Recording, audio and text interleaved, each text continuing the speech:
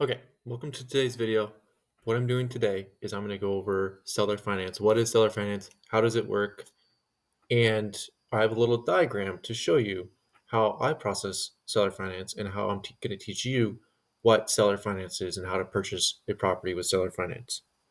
So, the first thing you have to determine is you have to find a property. Let's move this thing out of the way real quick. There. So the first thing you have to do is you have to find a property, right? And as we went over on Crexy, how to find a property. And then as soon as we find a property, we negotiate a purchase price. So let's say it's $1 million in this case. And what's going to happen is we're going to convert the equity the owner has in this property to debt. So we're going to take this property, owner owns 100% of it. We're going to convert that equity to debt. So we're going to give him 70% debt based off of his $1 million. So we owe him 700,000. Let's put that in here. 700K. And so we need to come up with $300,000 down to purchase the property. And that's where we get our private lending partners. And we get our private lending partners to give us money here, and we give that money to the seller. And now we owe the private lenders $300,000 at X rate. Now we can offset the private lender's risk by giving them 30% equity as a funding partner.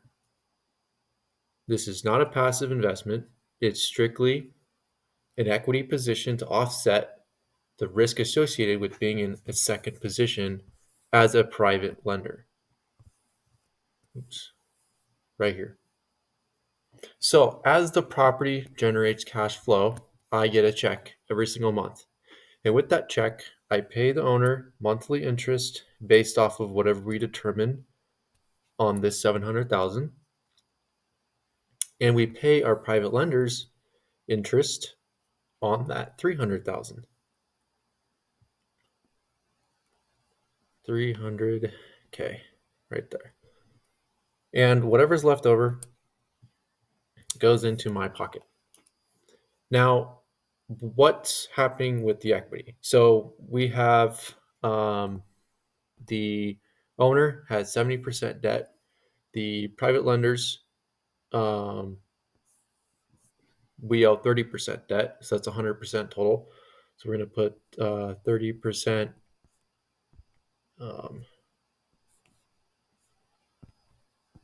debt over here. And so there's zero money out of pocket for us.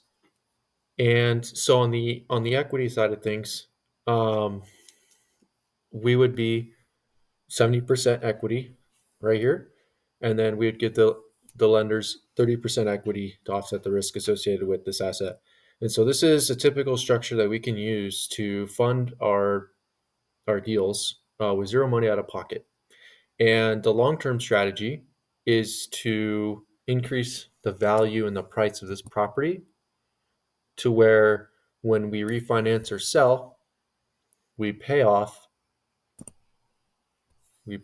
all the owner, we pay off the private lender, and then now we own the property. Private lenders, they keep their equity because they're cool. And this is how the deal looks for as long as we keep it. Refinance it. Now we're paying the bank money every single month on that mortgage. And that mortgage is going to be, that $1 million. So it's going to be $1 million. And we pay that debt service to the bank every single month. And we own 70% of the property. And the value of the property continues to rise as we manage it. And then from here, 10 years down the road, so in 120 months, we might be able to sell the property. We could look at, a refinance. We could look at, all kinds of different things. Maybe nothing, just keep it as is with the current bank situation. And so it gives us, or what we can do is, maybe we can leverage this asset again to fund another property. So there's all kinds of different things that we can do, with this strategy as well. But the biggest thing is, being able to pay off the owner and the private lending partners as well. So, the first 3 to 5 years is the most critical point. And that's what you need to have a good, solid business plan and model to increase the value of the property in that time frame. So, hope you guys enjoyed. If you want me to break down in more detail, like, comment, I'll give you more.